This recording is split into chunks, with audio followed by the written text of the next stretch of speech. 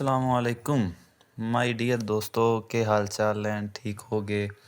अच्छा, तो प्यारे दोस्तों, हम ब्लेंडर सॉफ्टवेयर जो है उसको स्टार्ट किया हुआ है। तो उसके पिछले लेक्चर नंबर 1 जो है उसका पार्ट 1 हमने शुरू किया था यूज़र इंटरफेस के बारे में। तो उसका पार्ट नंबर 2 अभी हम स्टार्ट करने लगे हैं, जिसमें हम इसके यूज़र इंटरफेस के बारे में बात करेंगे। इस लेक्चर के अंदर जो है ना, हम इसका इंटरफेस जो यूज़र है, सिंपल जो यूज़ है वो सारा ख़त्म कर देंगे। इससे नेक्स्ट जो लेक्चर्स होंगे उसके अंदर हम मॉडलिंग वगैरह स्टार्ट करेंगे।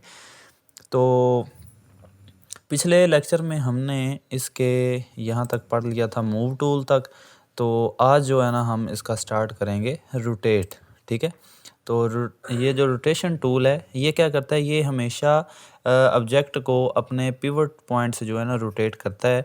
इसको भी हम एक्स एक्सिस के अलोंग वाई जी में घुमा सकते हैं। अब देखें, मैं आपको ये बताता हूँ, ये रोटेट है, हमने इसको कर लिया। ऑब्जेक्ट को जैसे सिलेक्ट करेंगे तो देखें ये 3 जो है ना कलर आ गए हैं। मैंने आपको बताया था कि इसमें से एक एक्स एक्सिस है, एक वाई है और एक जी एक्सिस है। एक्स एक्सिस कौन सा है? ये जो रेड कलर में है, और वाई एक्सिस जो है वो ग्रीन कलर में है, और जो जी एक्सिस है वो ब्लू कलर में है। ये कैसे पता चल रहा है हमें? ये देखें, ये साइड पे ये लिखा हुआ है एक्स है, वाई है और जी है। ठीक है। तो आप इसको घुमाना चाहते हैं अगर एक्स एक्सिस के अलोंग, तो ये रेड है, इस रेड वाली को पकड़ें और आगे पीछे ये देखें ये घूम रहा है। ठीक है, आप देख रहे हैं। तो मैं थोड़ा जूम कर लेता हूँ ताकि अच्छी तरह आप इसको देख लें कि ये रेड वाली है। इस रेड को पकड़ें और ये घुमाएं आप, तो ये इजीली जो है ना ये घूमेगा। ठीक है, ये रेड वाला। ओके। इसी तरह अगर हम पकड़ते हैं वाई एक्सिस के अलोंग, ये ग्रीन वाला है, इसको पकड़ें, ग्रीन को इसको क्लिक किए रखें, दबाए रखें माउस को, और इस तरह ये घुमा सकते हैं आप। ठीक हो गया। और ये जो ब्लू है ये जी एक्सिस के अलोंग है, तो इसको भी आप ये घुमा सकते हैं। ठीक हो गया। तो उम्मीद है आपको इस टूल की भी समझ लग गई होगी। उसके बाद है हमारे पास ये स्केल टूल। ठीक है। तो ये भी देखते हैं। स्केल बेसिकली क्या है? ये स्केल जो है ये साइज़ को बड़ा छोटा करने के लिए इस्तेमाल होता है। ठीक है। तो ये मैं इसको सिंपल देखें, इस जो ये गोल दायरा लगा हुआ है, मैं सिंपल जो है ना यहाँ से पकड़ के आगे पीछे करता हूँ। ठीक है। ये जो इसके अंदर कलर दिए हुए हैं, मैंने ना जी एक्सिस को पकड़ा, ना वाई एक्सिस को पकड़ा, ना ही एक्स एक्सिस को। सिंपल जो है ना, इस ये जो गोल दायरा लगा हुआ है इसके अंदर जब क्लिक करके खाली आगे पीछे कर रहा हूँ, तो ये देखें ये साइज़ जो है ना ये बड़ा छोटा हो रहा है। ठीक है। तो अगर मैंने इसको एक्स एक्सिस के अलोंग जो है ना इसको बड़ा करना है, तो देखें ये है एक्स एक्सिस के अलोंग, इसको मैं ऐसे खींचूंगा तो ये देखें ये हो रहा है एक्स एक्सिस के अलोंग। ठीक है। मैं इसको ज़रा सिंपल शेप में लाता हूँ ताकि आपको जो है ना अच्छी तरह समझ आए। ठीक है। बिल्कुल सीधा करते हैं इसको।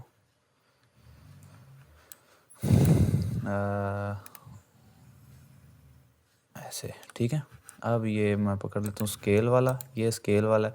अब देखें, इसको अगर मैंने एक्स एक्स के लॉन्ग बड़ा करना है, तो देखें मैं इसको कैसे करूँगा। देखें ये एक्स एक्सिस के लॉन्ग है, इसको पकड़ के मैं बड़ा करूँगा। देखें ये इसकी ना ये चौड़ाई ज़्यादा होगी है। ठीक है। जितना इसको मैं करूँगा आप देखेंगे कि इसका साइज़ जो ना ये देखें ये बड़ा होता जाएगा। ठीक है। मैं इसको आप लोगों को चारों तरफ से ये दिखा देता हूँ। आप देख रहे हैं ये एक चौड़ा डब्बा टाइप बन गया। ठीक है। तो ये आपको समझ लग गई होगी। तो आप इसको जितना चाहे ये इस तरह बेड बना सकते हैं। ठीक है। इसी तरह अगर मैं इसका जो है ग्रीन वाला वाई एक्सिस के लॉन्ग करना चाहता हूँ, तो देखें ये भी इस टाइम में भी ये बड़ा हो सकता है। और इसी तरह अगर आप जी एक्सिस के लॉन्ग करना चाहते हैं, तो आप इस तरह ये देखें फ्रीज़र पूरा बना सकते हैं। ठीक हो गया। ये आप देख रहे हैं। तो उम्मीद है ये आपको स्केल की भी समझ लग गई है। ठीक है। इसकी अब शॉर्टकट की कीबोर्ड से अगर आप करना चाहते हैं तो वो कैसे करेंगे? ठीक है। यहाँ पर लेट्स सपोज ये मैंने सेलेक्ट ये किया हुआ है, इसको मैंने सेलेक्ट किया। आप कीबोर्ड पे बटन है एस। ठीक है। एस को क्लिक करें तो देखें ये निशान आ गया। तो आप इस तरह आगे पीछे ये इसको बड़ा छोटा कर सकते हैं। अगर आप एक्स एक्सिस के अलोंग करना चाहते हैं तो एस आपने दबाया हुआ है, एक्स को दबाएं। ठीक है। एक्स को दबा लिया आपने कीबोर्ड से, तो अब जब भी आप इसको माउस को आगे पीछे करेंगे तो ये एक्स के अलोंग होगा। तो जितना आप करना चाहते हैं, ठीक है, ये आप उतना कर सकते हैं। इसी तरह अगर आप वाई को दबाएंगे तो ये वाई के अलोंग शुरू हो जाएगा, आप देखें। ठीक है। तो अगर आप कीबोर्ड पे जी बटन को दबा देते हैं तो जी के अलोंग ये आ जाएगा। ठीक हो गया। समझ लग गई ना कि जब भी आपने स्केल इसका साइज़ बड़ा छोटा करना है, आप एस को दबाएंगे। अगर एक्स के लॉन्ग करना है तो एक्स दबा देंगे तो ये एक्स के लॉन्ग होगा। अगर आप वाई दबा देंगे तो वाई के लॉन्ग होगा। अगर आप जी दबाएंगे एस के साथ जी को तो फिर ये जी के लॉन्ग हो जाएगा। समझ लगी। इसी तरह मैंने आपको जो पीछे रोटेशन टूल पढ़ाया है उसमें आप आर दबाएंगे कीबोर्ड पर, आर, तो ये जो है ना आप इसको घुमा सकते हैं। ठीक हो गया। तो इसी तरह आर के बाद अगर आप एक्स दबाते हैं तो ये एक्स के अलोंग घूमेगा सिर्फ। ठीक है, देख लें आप एक्स के अलोंग घुमा सकते हैं। वाई दबाएंगे तो ये वाई के अलोंग इस तरह घूमेगा। जी दबाएंगे और तो फिर ये जी के अलोंग घूमेगा। समझ लग गई होगी उम्मीद है। ठीक है। अब हम जो है ना आपको थोड़ा ये नोट करवा दूं, नोट करें। अगर आपको तीनों एक्सिस के अलावा ऑब्जेक्ट को किसी और सम्मत में मूव करवाना है तो फिर आप क्या करेंगे। ठीक है, आप चाहते हैं, देखें अभी मैंने आपको ये पढ़ाया है एक एक्स एक्सिस के अलोंग, वाई एक्सिस के अलोंग और जी एक्सिस के अलोंग। ठीक है, अगर आप जो है इसको किसी और सम्मत में मूव करवाना चाहते हैं, ठीक है, तो फिर आप क्या करेंगे। तो किसी और सम्मत में मूव करवाने के लिए मैं आपको ये दिखाता हूँ। आप क्या करेंगे, आप जी वाला बटन दबाएंगे। कौन सा, जी, ये सिलेक्ट किया होगा ऑब्जेक्ट को, जी वाला बटन क्लिक करें, प्रेस करें कीबोर्ड पे। ये देखें, तो अब आप इसको पकड़ के जिधर मर्जी ले जा सकते हैं। ठीक है, अब ये एक्स वाई के अलोंग नहीं है, जिधर मर्जी आप ले जा सकते हैं इसको पकड़ के। ठीक है, माउस को आगे पीछे करें। अब यहाँ पे ये दरम्यान में पड़ा हुआ है, आपने जी वाला बटन क्लिक किया है, आप साथ अगर एक्स दबाते हैं तो ये सिर्फ एक्स के अलोंग जाएगा, आगे पीछे नहीं जाएगा, सिर्फ एक्स वाले अलोंग। वाई दबा देंगे तो ये वाई के अलोंग जाएगा। इसी तरह अगर आप जी प्रेस करेंगे तो ये ऊपर नीचे जाएगा। समझ लगी कि नहीं। मूव करवाने के लिए ऑब्जेक्ट को आप कीबोर्ड पर जी वाला बटन प्रेस करेंगे। जी पर प्रेस करके माउस को क्लिक नहीं करना, जहाँ पे आप क्लिक कर देंगे ये वहाँ पे रुक जाएगा। ठीक है, फिर अगर आप ये ऑब्जेक्ट को सिलेक्ट करें, सिलेक्ट करने के बाद आप जी को प्रेस करें। जी को प्रेस करने के बाद आप इसको जिधर मर्जी ले जा सकते हैं। ठीक है, आप एक्स वाई और जी एक्सिस के अलावा भी आप कहीं भी इसको ले जा सकते हैं। ठीक हो गया। अब जो आगे है इसके आगे ये है ट्रांसफॉर्म टूल। ठीक है, अब ये क्या चीज़ है मैं आपको ये बताता हूँ। मैं लेट्स सपोज ये मैंने क्लिक किया ट्रांसफॉर्म टूल को। ठीक है, तो देखें इसके अंदर ना सारे गिज़्मो इकट्ठे आ गए हैं। रोटेशन वाला भी आ गया और मूव टूल भी आ गया। जिस तरह ये देखें, ये सिंपल मूव टूल था, ये 3 एरो आए हैं, रोटेशन के 3 एरो आए हैं, तो दोनों को मिला के इकट्ठा कर दें तो ये ट्रांसफॉर्म टूल में 6 इकट्ठे आ जाते हैं। ठीक है, तो ये मीन के दोनों को मिक्सचर है। ठीक है, तो मैं इसको ज़्यादातर यूज़ नहीं करता, तो आप चाहें तो कर सकते हैं। ठीक है, इसके आगे ये ये जो है ना एनोटेड, ये पेंसिलें वगैरह, ये मैं नेक्स्ट जो जब हम इसके बारे में पढ़ेंगे उसके अंदर मैं आपको ये सिखाऊंगा। ठीक है, अभी ये है मैयर टूल। तो मैयर टूल बेसिकली क्या है, ये बहुत ही ज़्यादा इम्पोर्टेंट टूल है। ये पैमाइश करने के लिए इस्तेमाल होता है। ठीक है, जब आप बिल्कुल एग्जैक्ट बनाना चाहते हैं चीज़ के, जो कि आपको लगे कि मैंने लोगों को दिखाना है कि रियलिटी की तरह नज़र आए, तो उसमें आपको मैयर करना पड़ेगा। ठीक है, तो मैयर कैसे, मीन के आप देखें ये आपके पास ऑब्जेक्ट है, तो आप इसकी पैमाइश का एक दीवार बनाना चाहते हैं, तो वो कितनी 10 फुट की या कितनी हो उसकी पैमाइश आप लेना चाहते हैं, तो आप कैसे लेंगे। देखें, ये मैंने मैयर टूल सेलेक्ट किया, यहाँ से पॉइंट से ये दीवार शुरू हो रही है, यहाँ पे आप क्लिक करें और दबाए रखें। ठीक है, तो दबाए रखें और आप ऊपर की सम्मत लेते जाएं, तो यहाँ पे जाके ये आप देख रहे हैं ये कितनी 7.1425 मीटर। ठीक है, इस तरह करके अगर आप जब आप बिल्डिंग्स वगैरह बनाएंगे या कोई चीज़ बनाएंगे तो उसमें आप मैयर पैमाइश करनी पड़ेगी, तो आप ये मैयर टूल से कर सकते हैं। ठीक है, तो ये जो ये ऐड क्यूब है कि आप अगर एक और क्यूब जो है ना ये ऐड करना चाहते हैं, ठीक है, तो वो आप बना सकते हैं। ठीक है, ये हम नेक्स्ट जो है ना ये लेक्चर्स में देखेंगे। ठीक हो गया, तो ये टूल्स जो हैं ये मैंने आपको ये कुछ सिखा दिए सारे। ठीक हो गया।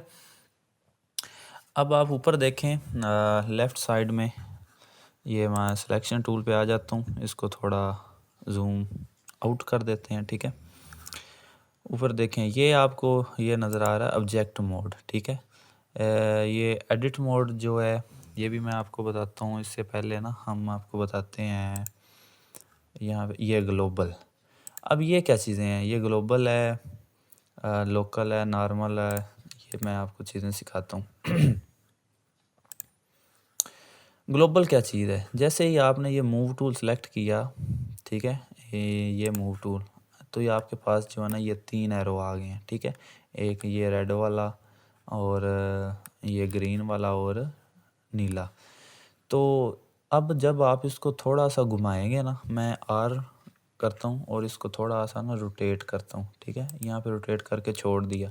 तो आप देख रहे होंगे कि मैंने इसको रोटेट भी किया है, लेकिन ये जो गिज़्मो है ना, ये एक्स वाई एक्सिस वाला, ये एक जगह पे ही है।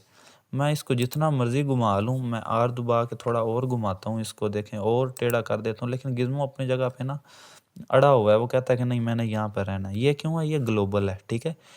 ये ग्लोबल में है, इसलिए ये थोड़ा ना ये अपनी जगह पे ही रहेगा, ये चेंज नहीं होगा। अगर आप चाहते हैं कि नहीं, मैं जब किसी चीज़ को रोटेट करता हूँ, घुमाता हूँ, तो उसका जो डायरेक्शन है, जब मैं उसको घुमाऊँ तो उसके घुमाने के साथ उसकी डायरेक्शन भी चेंज हो जाए, तो फिर आप क्या करेंगे, यहाँ पे है लोकल, ठीक है, ये लोकल लिखा हुआ है। जैसे ही आप लोकल क्लिक करेंगे तो जब आपने घुमाया है तो देखें इसकी ये डायरेक्शन जो है ना चेंज हो गई है। किसके हिसाब से चेंज हुई है? इस ऑब्जेक्ट के हिसाब से। लेट्स सपोज़ मैं आर दबा के इसको थोड़ा-सा और घुमाता हूँ, तो जैसे मैंने थोड़ा-सा और घुमाया तो देखें इसकी डायरेक्शन और चेंज हो गई। मीन के अब क्या है ये अब ऑब्जेक्ट के लिहाज से देखें, ऑब्जेक्ट के लिहाज से इसका एक्स एक्सिस कौन-सा है? ये वाला है। सॉरी, ये वाई एक्सिस ये वाला है, एक्स एक्सिस ये वाला है और जी एक्सिस ये वाला, ठीक हो गया। तो लोकल क्या करता है, लोकल ऑब्जेक्ट के मूव होने के साथ साथ उसकी डायरेक्शन भी बताता रहता है, ठीक हो गया। इसकी समझ आ गई होगी उम्मीद है, ठीक है। और ग्लोबल क्या करता है, ग्लोबल इसकी ओरिजिनल जो है, ओरिजिनल लोकेशन बताता है। इसी तरह ये ग्लिम्बल, ये सारी जो है ना, ये सारी इसकी ये चीज़ें बताते हैं, ठीक हो गया। तो हम जो है वो ज़्यादातर ग्लोबल या लोकल इन दोनों को जो है वो सिलेक्ट करते हैं, ठीक हो गया। चलें, यहाँ तक तो उम्मीद है आपको समझ आ गई होगी, ठीक है। इसके बाद अगर आप चाहते हैं, आप ये इसको ना कर रहे हैं, तो आप कोई भी ऑब्जेक्ट वगैरह या कुछ बिल्डिंग्स वगैरह बना रहे हैं, तो अगर आप चाहते हैं कि मैं यहाँ से क्लिक करने के बगैर ही जो है ना ग्लोबल को लोकल में चेंज करूँ, तो आप जी को सिलेक्ट करें, ठीक है। जी करेंगे तो ये मूव होना शुरू हो जाएगा ना। तो आप इसको मूव थोड़ा-सा किया आपने और आप डबल कोई भी दबा दें, डबल एक्स दबा दें। अगर आपने एक्स एक्सिस में मूव करना है ना, एक्स एक्सिस में इस तरह, तो अगर आप डबल एक्स दबाएँगे, तो डबल एक्स इकट्ठा दबाएँगे तो ये ना अपनी जो है पोजीशन जो है ये किस फॉर्म में ले आएगा, लोकल में ले आएगा। देखें, मैं लेट्स सपोज़ इसको ये मूव टूल में लाया, ठीक है, ये है ग्लोबल में।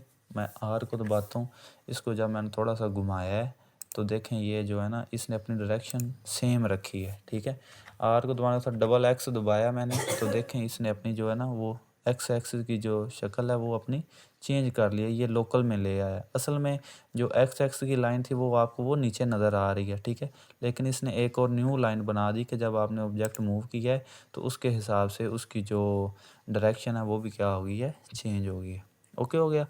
अब आ जाते हैं कुछ इन टूल्स की तरफ, ठीक है। ये जो बाकी टूल हैं ये आपको जैसे जैसे आगे पढ़ेंगे उसके मुताबिक मैं आपको सिखाऊंगा। अभी आप पजल हो जाएंगे, ठीक है। अभी मैं आपको सिंपल जो है ना इसका यूज़र इंटरफेस बता रहा हूँ। आगे आप देखें, ये है सिलेक्टिबिलिटी एंड विजिबिलिटी। अब ये क्या चीज़ है ये भी मैं आपको बताता हूँ। इस क्यूब को मैं डेल करता हूँ, तो यहाँ पे मैंने कल पिछले लेक्चर में आपको बताया था कि जहाँ पे कर्सर होगा वहाँ पे ही न्यू ऑब्जेक्ट आएगा। तो न्यू ऑब्जेक्ट लाने के लिए शिफ्ट ए दबाएंगे, तो यहाँ पे मैश पे जाके आप अगर एक क्यूब लेना चाहते हैं तो वो क्यूब आ गया, ठीक हो गया। ये क्यूब आपको नज़र आ रहा होगा। तो ये मैंने एक क्यूब ले लिया, मैं इसको व्यू थोड़ा सीधा कर लेता हूँ, ठीक है। अब ये कैसे करते हैं ये मैंने आपको पिछले लेक्चर में बता दिया, ठीक है। अब ये क्या है, ये सिलेक्टिबिलिटी एंड विजिबिलिटी। अब लेट्स सपोज देखें, मैंने ये मैश के अंदर ये ऑब्जेक्ट है ना, ये मैश में से मैंने लिया था, ठीक है। तो मैं चाहता हूँ कि आपने ना लेट्स सपोज बहुत ज़्यादा बिल्डिंग्स बनाई हैं, आप उसको सिलेक्शन करके उसका कुछ फिगर बना रहे हैं, उसको पेंट कर रहे हैं। तो आप चाहते हैं कि यहाँ पे ये जो चीज़ है ना ये मुझे नज़र ना आए, ठीक है।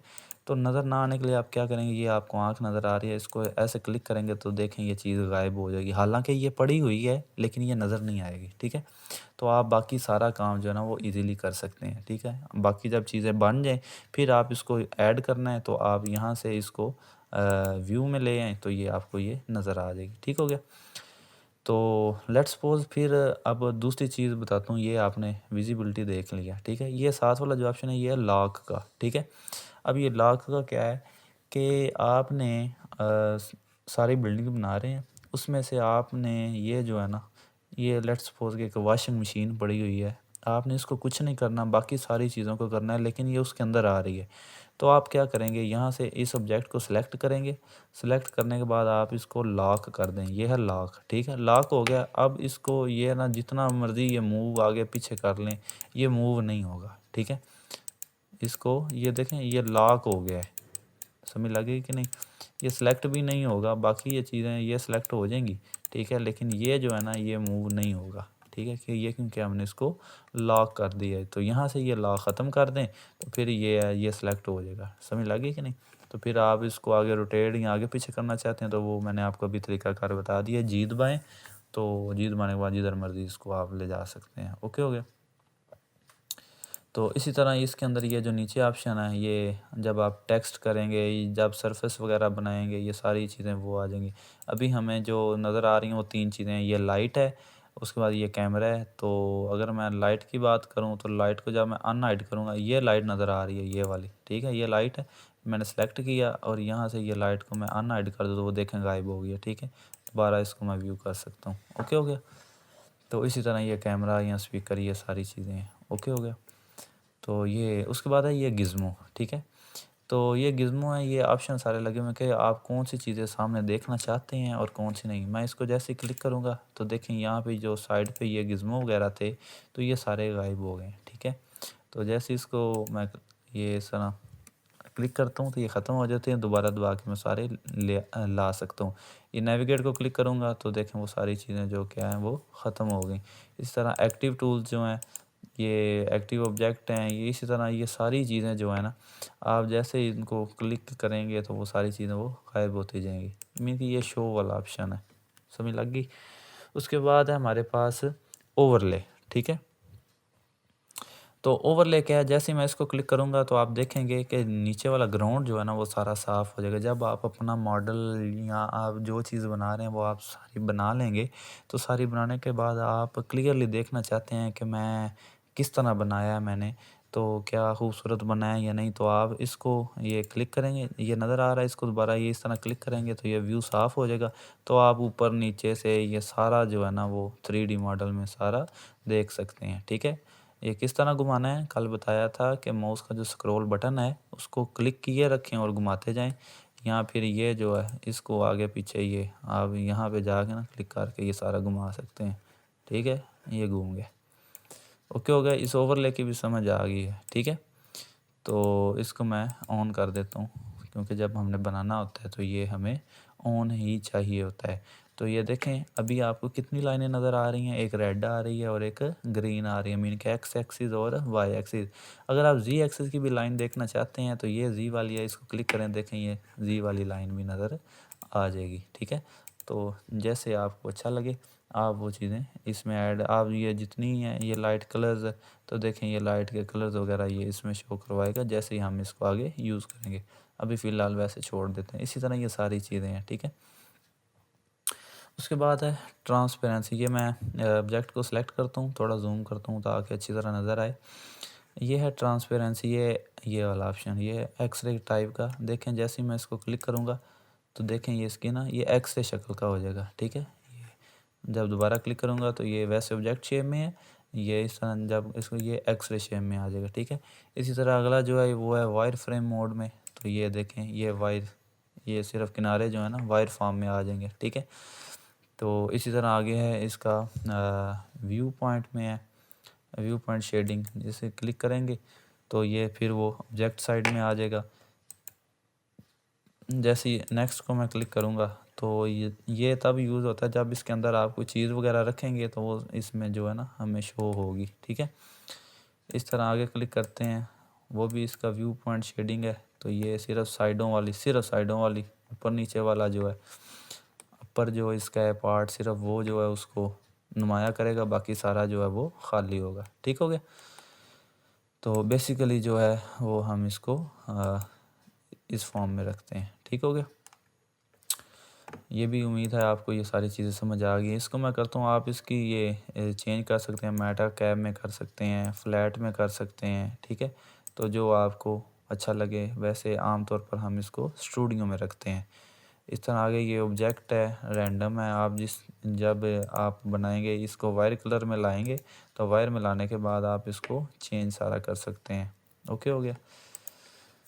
तो ये भी आपने सारी चीज़ें देख ली हैं। तो ये सारी चेंजिंग ये थी हमारी जो है वो सिंपल इसका यूज़र इंटरफेस। उम्मीद है आपको मेरे इस लेक्चर की भी बहुत अच्छे तरीके से समझ आई होगी। तो आज के इस लेक्चर के अंदर हमने यूज़र इंटरफेस का जो टॉपिक है वो ख़त्म कर दिया है। नेक्स्ट के अंदर हम इंशाल्लाह इसकी जो है ना अच्छी तरह वो आगे मॉडलिंग या जो हमने स्टार्ट करना है वो नेक्स्ट वीडियो में आपको इंशाल्लाह ताला पता लग जाएगा। तो अभी जो यूज़र इंटरफेस बताया है, मेन चीज़ें आपको ज़रूर पता होना चाहिए जब आप आगे स्टार्ट करेंगे। तो आप इसको अच्छे तरीके से नोट कर लें अगरचे, ताकि अच्छी तरह आपके ज़हन में बैठ जाए। तो मिलते हैं फिर अगली वीडियो के अंदर, तब तक के लिए अपना ख्याल रखिएगा। खुदा हाफिज़।